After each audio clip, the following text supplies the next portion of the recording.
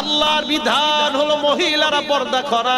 এই পর্দা করার অর্থ কিন্তু এই নয় পুরা শরীর ঢাকলেন চেহারা ঢাকলেন না।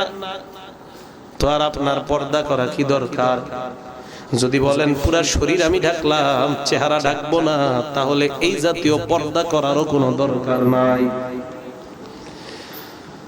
পর্দা করার মানে হলো আপনার চেহারাও ঢাকা লাগবে। হাদিস শোনাই, আম্মা জান আয়েশা সিদ্দিকা রাদিয়াল্লাহু তাআলা আনহা বলেন, পর্দার বিধান নাজিল হওয়ার পর কোন এক যুদ্ধে যাওয়ার সময় আল্লাহর নবী লটারি করলেন, লটারির মধ্যে আমার নাম উঠছে। আম্মা জান আয়েশা বলেন, নবীর সাথে আমি যুদ্ধে বের হলাম। পালকির নাম শুনেন না আপনারা? আম্মা জান আয়েশা ছোট্ট একটা ঘরের মতো, এটার মধ্যে ওনারে বসায়া দিতেন আর ওইটা উটের উপরে রাখতো, সাহাবারা উটটাকে সামনে নিয়ে যাইতেন। তো নিয়ম অনুযায়ী ওনারে